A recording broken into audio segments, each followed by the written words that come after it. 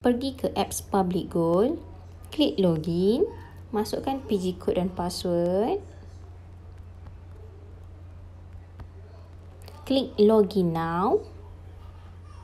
Klik GAP. Klik buy.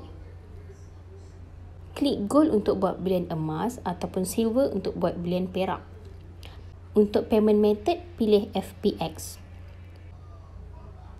Masukkan amount atau kuantiti emas yang nak dibeli. Saya masukkan RM100.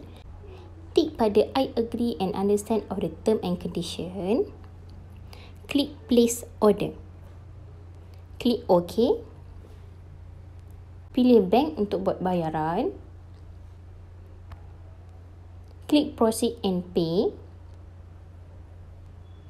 Teruskan bayaran seperti biasa. Pembayaran berjaya, klik return to merchant page. Klik back to GSAP portal. Belian emas melalui Gap berjaya. Untuk lihat transaksi belian Gap, klik anak panah. Klik history. Belian melalui Gap dah selesai.